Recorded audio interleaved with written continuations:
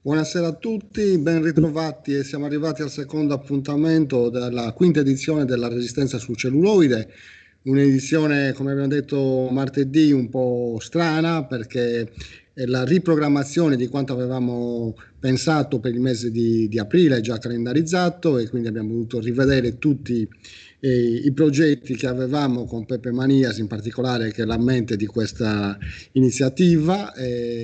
Abbiamo riprogrammato il tutto, siamo andati online e ovviamente, come detto la volta scorsa, per questioni di diritti e di problematica di gestione dei film, è un'edizione senza film. Parleremo di cinema e soprattutto oggi è martedì prossimo, ma non potremo far vedere i film. Però speriamo che nella prossima primavera possiamo organizzare l'edizione sesta con i materiali filmici invece da mettere a disposizione del nostro pubblico.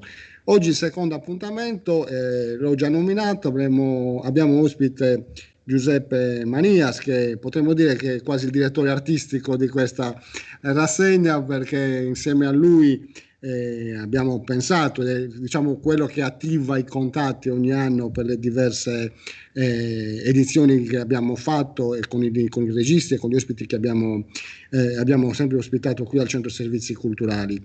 Giuseppe Manias, fratello di Luigi, e con lui gestisce la biblioteca gramsciana. Studioso di Gramsci, ha collaborato con numerose riviste e ha scritto diversi saggi dedicati ad Antonio Gramsci, pubblicati in diverse riviste.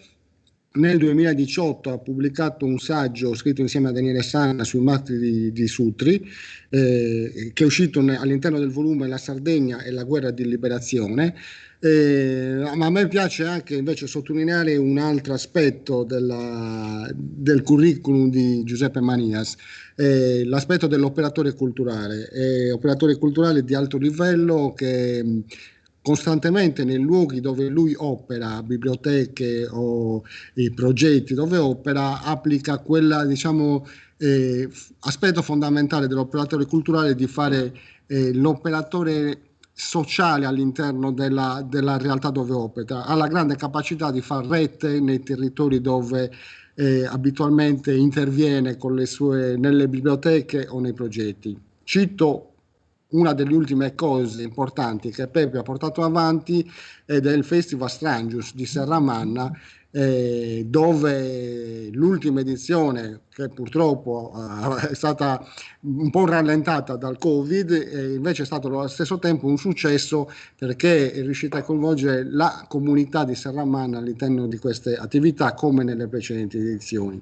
Detto questo, io mi fermo. Quindi abbiamo detto che l'edizione di quest'anno è dedicata ai cattolici nella Resistenza, e dopo l'introduzione di martedì fatta da Walter Falgio, oggi invece con Giuseppe Manias entriamo diciamo nel rapporto cinema e resistenza, e in questo caso l'intervento di Pepe al titolo appunto Tracce filmiche di spiritualità resistente. Io do la parola a Giuseppe, ringraziandolo per la disponibilità di oggi, ma soprattutto ringraziandolo per tutta la disponibilità che puntualmente mette per questa iniziativa, ma per tutte le iniziative che assieme portiamo avanti nel corso dell'anno. Ciao Marcello, tutti quelli che hanno avuto il coraggio e anche diciamo davvero il coraggio di mettersi oggi sul computer o sul telefonino per vedere il mio intervento. Innanzitutto ringrazio te, ringrazio Antonello, ringrazio le persone che ci hanno sempre aiutato a continuare questa iniziativa, perché insomma arrivare alla quinta edizione, anche se streaming, di questo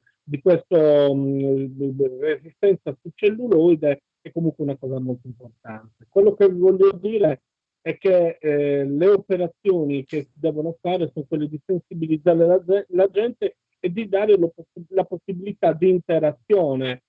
Purtroppo in questa edizione noi non abbiamo l'opportunità di far sì che questo avvenga, ma speriamo insomma di avere altre opportunità in futuro.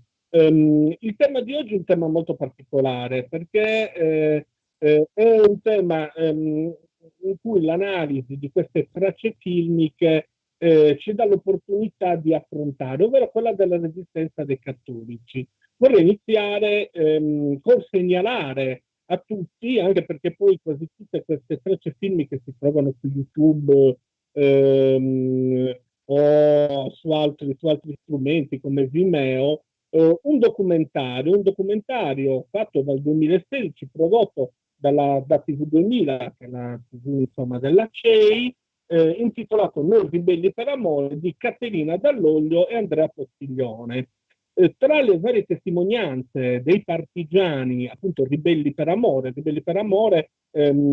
riprende la preghiera del ribelle. La preghiera del ribelle è scritta da Teresio Olivelli, un personaggio importante perché è il primo partigiano che è agli onori degli altari. È stato fatto beato nel 2017 come martire, perché finirà in un campo di concentramento e lì, mentre aiutava tutte le persone bisognose, viene ucciso dai capò durante proprio il 31 di dicembre del 1944 e morirà poi nel gennaio del 45. Lui scriverà la preghiera del ribelle. Ecco, anche la Chiesa, appunto nel 2017, riconosce la guerra partigiana. Ed è interessante questo documentario, appunto curato da Caterina Dall'Oglio e girato da Andrea Postiglione, perché nelle testimonianze dei partigiani si ricorda quando nel 1945 hanno un incontro con Papa Pacelli, e Papa Pacelli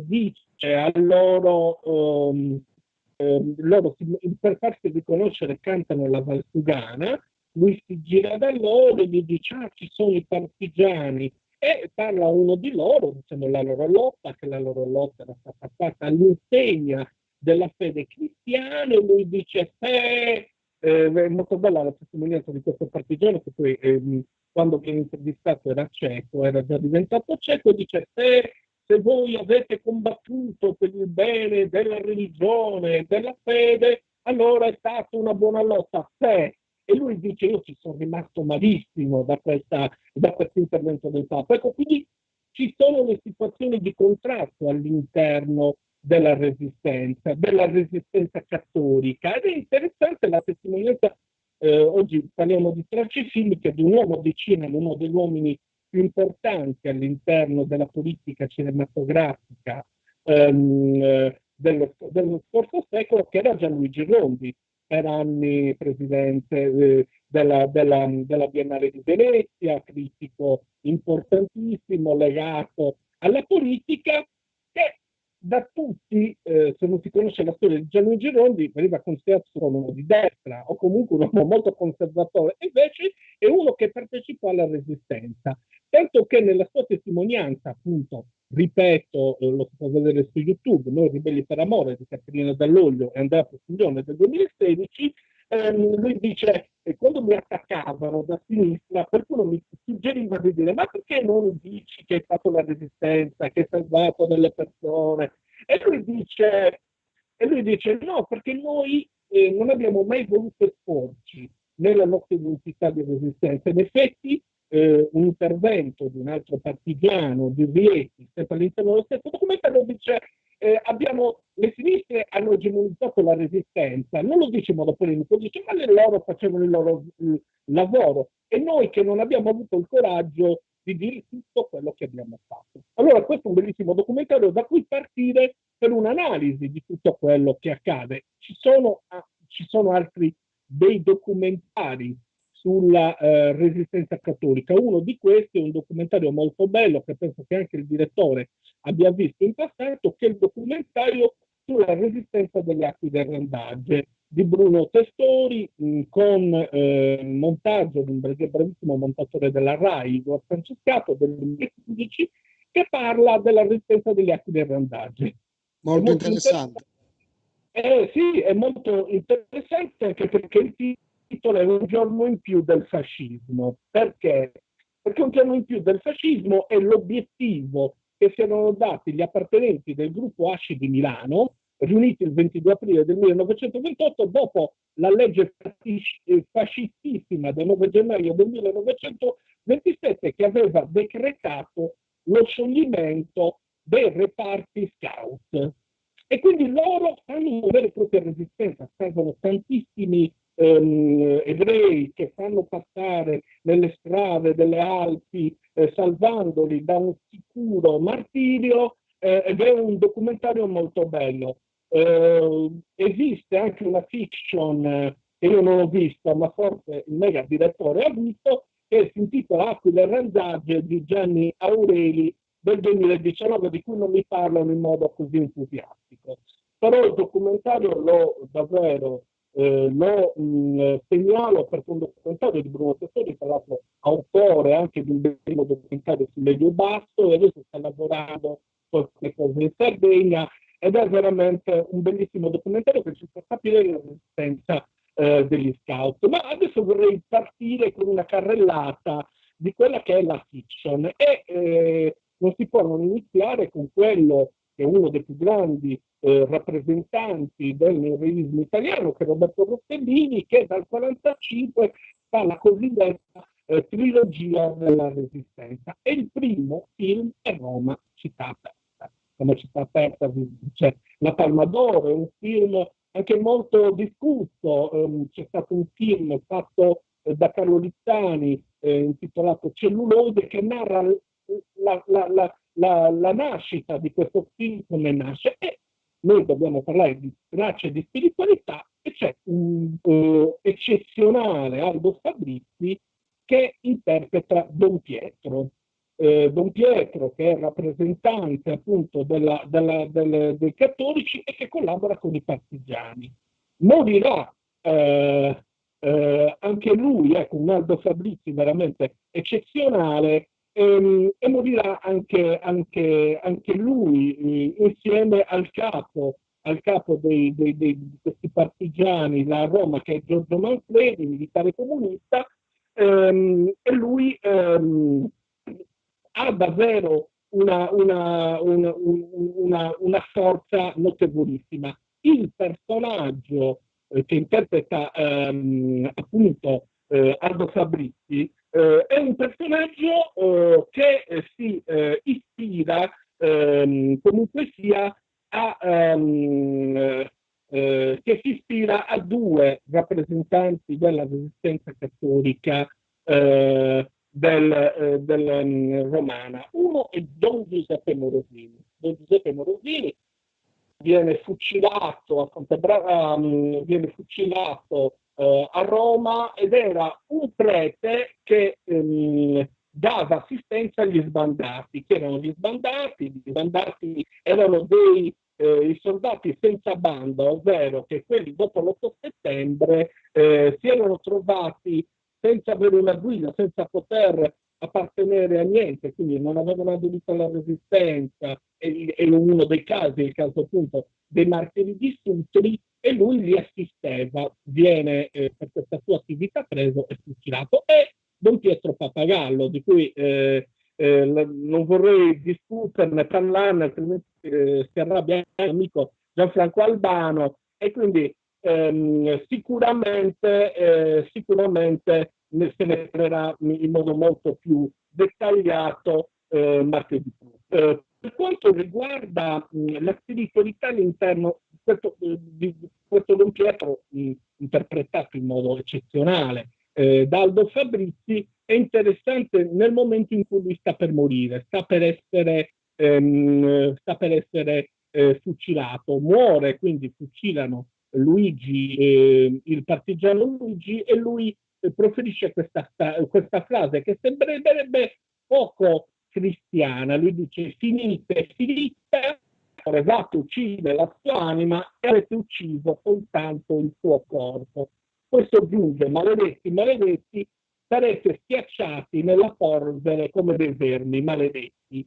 Che potrebbe sembrare una frase non molto spirituale se noi ce li facessimo solo al Nuovo Testamento, ma rifacendoci al Vecchio Testamento è sicuramente un atteggiamento comunque che rientra all'interno della spiritualità. Ricordo prese tantissimi premi, tra cui nel 1946 la Palma d'Oro a Roberto Rossellini al Festival di Cannes. È un film, è un monumento del neorealismo italiano, un monumento quando si parla di resistenza. Sempre in quell'anno, o almeno nell'anno dopo, c'è un film molto particolare, perché parla anche lì di spiritualità, che è Un giorno nella vita. Fondamentalmente su che cosa si basa? Si basa su quello che effettivamente accadeva quando i partigiani o i soldati dovevano ritirarsi in qualche posto sicuro, cercavano i conventi o le chiese. E in questo film, girato appunto nel 1946 da Alessandro Blasetti, un gruppo di partigiani ricercati dai tedeschi si rifugia in un convento di suore. Considerando la presenza degli uomini come quasi una violazione sacrilega, queste cercano di aver contatti con gli uomini, ma sono costrette a farlo per curare uno di essi. Non vorrebbero contattarli, non vorrebbero toccarli, ma vedendo uno che sta male si mettono insomma in contatto. I tedeschi scoprono comunque questo ritiro da parte dei partigiani e coprendo le suore che avevano così soccorso e aiutato i partigiani che nel contempo se ne erano andati, le fucilano. I partigiani arrivano, vorrebbero vendicarsi di questa cosa terribile, ma il corpo delle suore sembra che chieda di non essere vendicate. È un film molto particolare, girato da Alessandro Blasetti nel 1946, che anche questo può far parte appunto di queste tracce di spiritualità. Nello stesso anno si gira il secondo capitolo della trilogia della Resistenza. Anche questo un film eccezionale che fa parte di quella parentesi del neorealismo italiano, girato sempre da Roberto Rossellini in 6 episodi. I 6 episodi sono Sicilia, Napoli, Roma, Firenze, Appennino Emiliano e Porto Tolle. È interessante perché Rossellini, tra l'altro, fa un esperimento, gira questo film con gran parte degli attori che sono non professionisti. E nel quinto episodio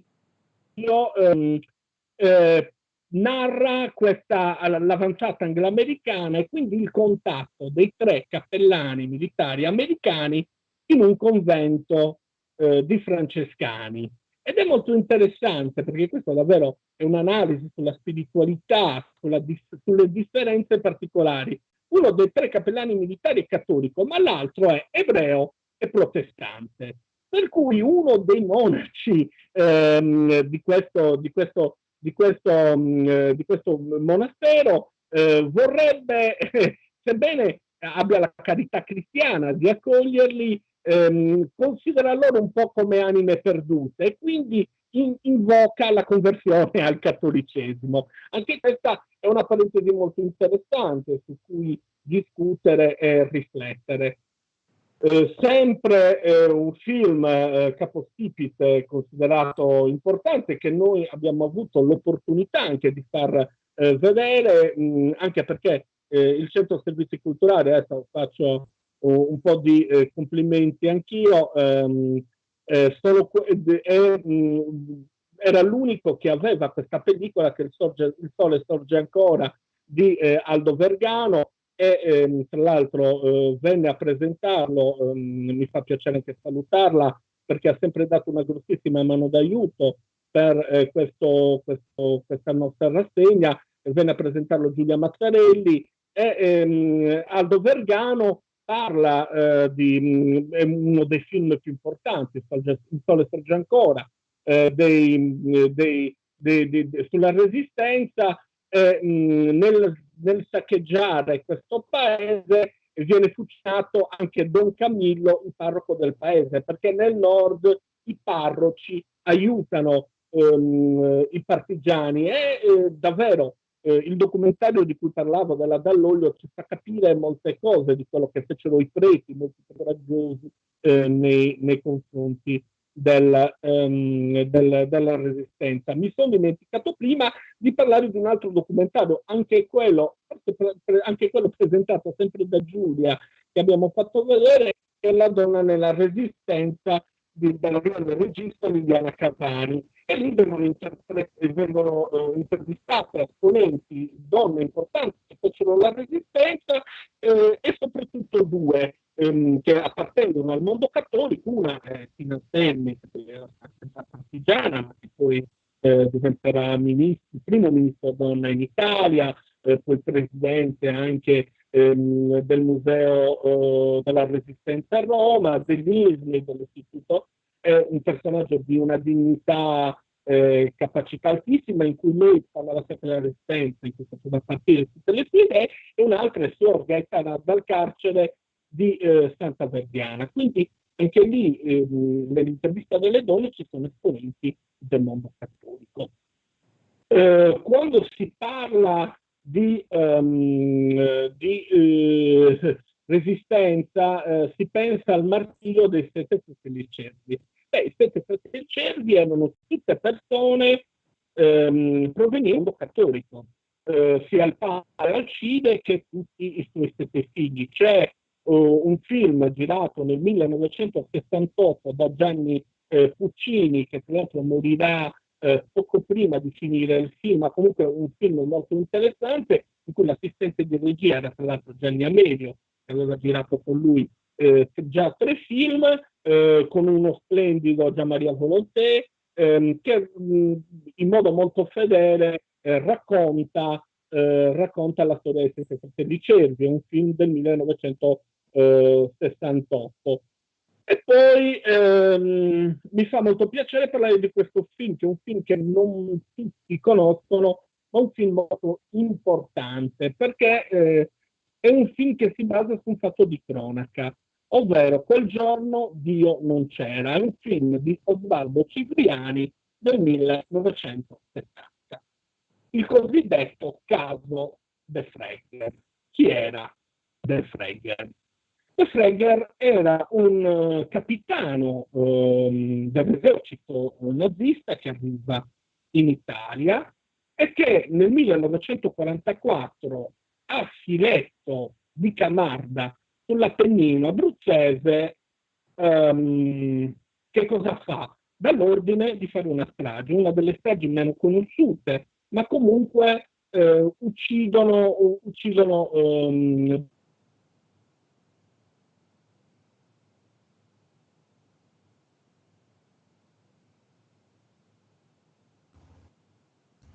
C'è un piccolo problema di connessione, si è bloccato completamente. Vediamo un po' se riusciamo a riprendere la connessione con Peppe.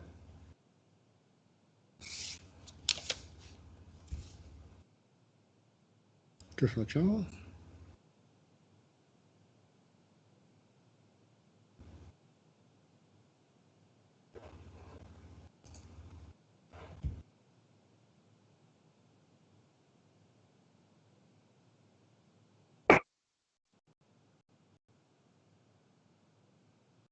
Oh, mi senti?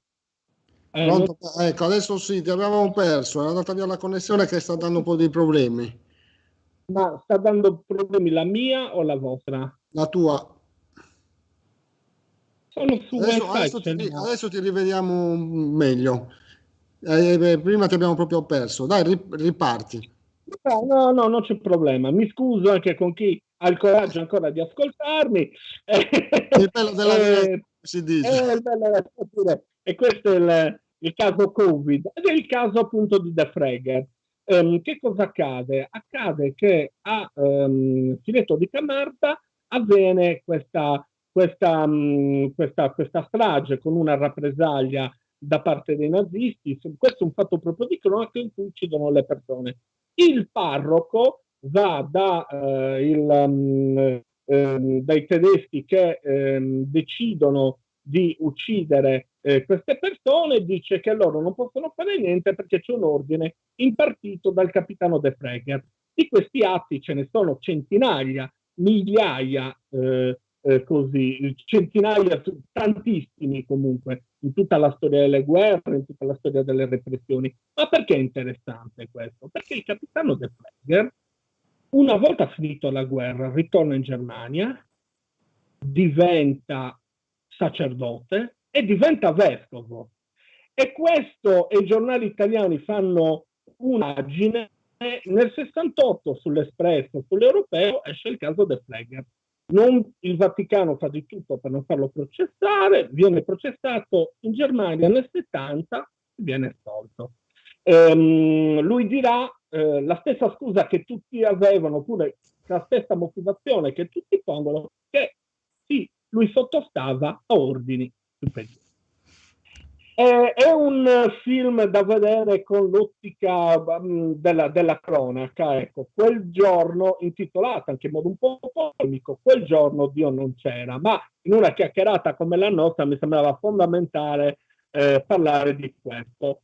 Poi un altro film interessante in cui è rappresentato un prete e anche lì muore nelle fosse ardeatine, quindi si rifà un po' a Don Pappagallo, si intitola Rappresaglia. È interessante perché il regista si chiama George Pankosmatos, era nato a Firenze, ovviamente di origine greca, ma sarà più famoso perché è il regista di Rambo 2, poi Cobra. Ma questo film è un film molto interessante, si basa sul libro Cast, che parla delle fosse ardeatine, di Via Rasella, di Roma, e fa delle accuse molto forti nei confronti di Papa Pacelli, e diciamo, il protagonista è il grande attore Mastroianni, che interpreta Padre Antonelli. Padre Antonelli è un restauratore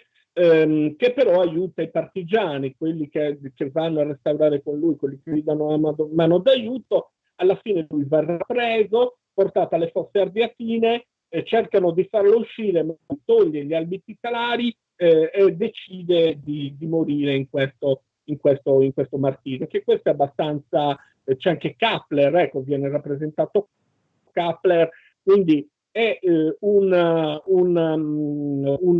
rappresentanza molto interessante, a parte la eccezionale presenza di Mastroianni. Un personaggio importante nel mondo cattolico che fa atti di resistenza, ma non possiamo dire che sia resistente, anche lui beatificato, ma non fatto ovviamente, non ancora, non come martire, perché poi le cose sono molto lunghe all'interno delle cause di canonizzazione, e Salvo d'Acquisto.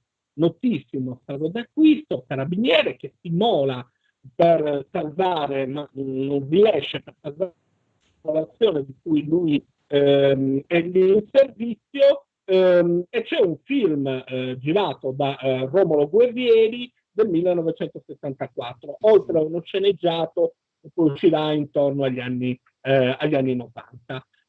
Un altro personaggio, anche lui molto importante, che fa parte del nostro immaginario collettivo all'interno della Resistenza, è Gino Bartali. Gino Bartali, cosiddetto l'intramontabile, esiste una fiction che parla di Gino Bartali. Gino Bartali fa parte del mondo cattolico, anche il tour che viene subito dopo finita la seconda guerra mondiale, l'affair Togliatti e via dicendo, e Gino Bartali faceva da staffetta, ed era una staffetta abbastanza importante, anche perché non lo fermavano, lo riconoscevano, si sta allenando, e nascondeva nei tubi della sua bicicletta dei messaggi da dare ai capi partigiani. In più è anche uno dei giusti, perché ha salvato anche gli ebrei. Insomma, Gino Bartali, l'intramontabile, che è una miniserie televisiva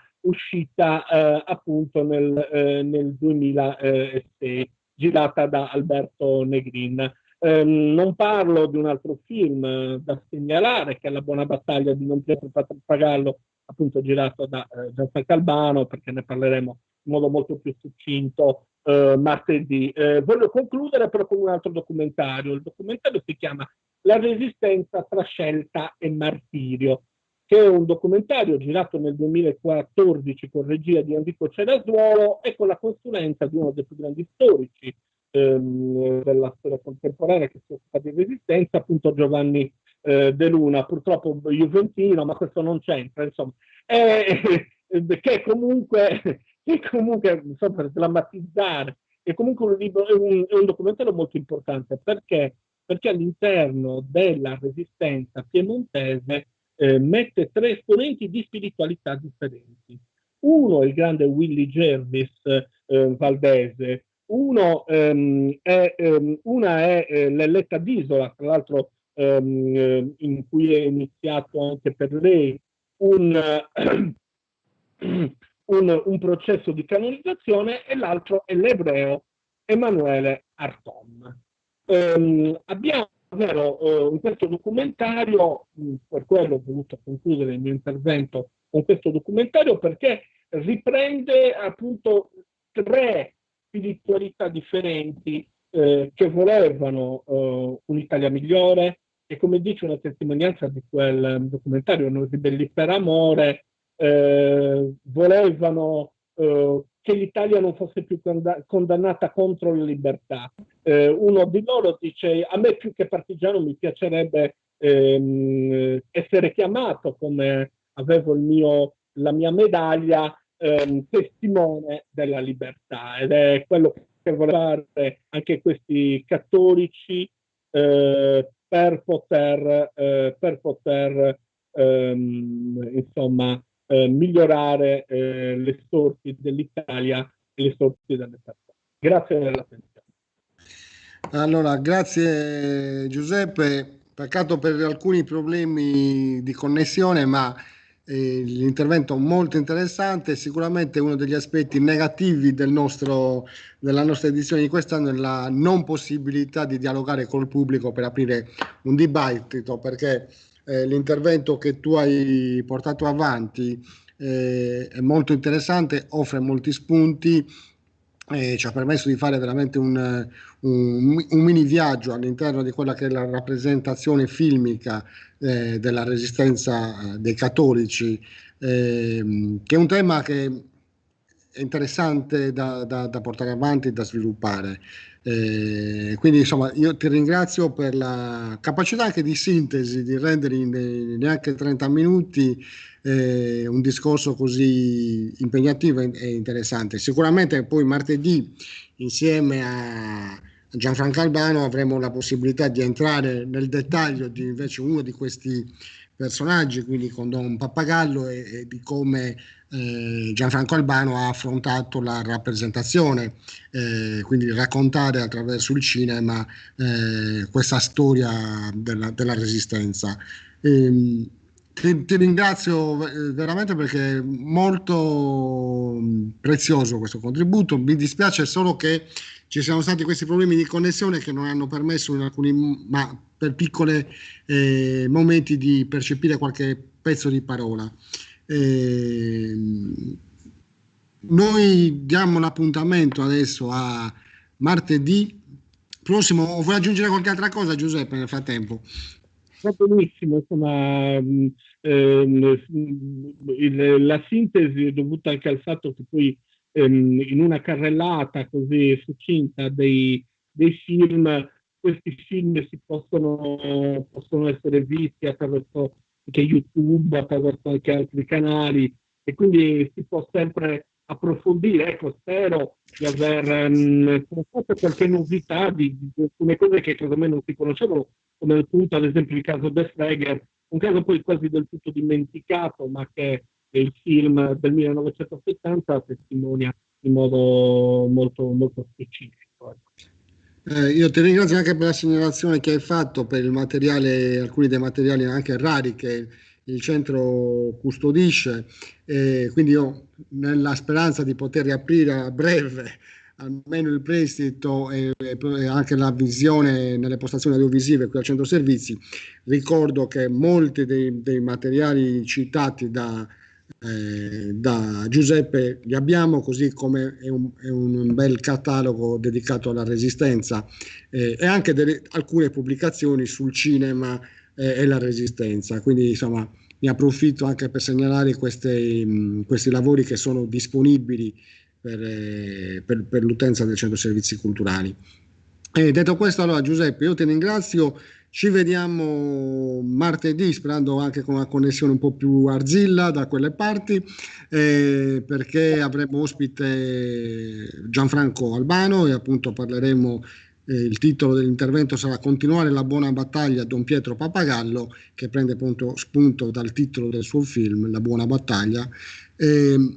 Vi diamo appuntamento sempre alle 17:30, quindi in compagnia anche di Giuseppe Manias e di Gianfranco Albano.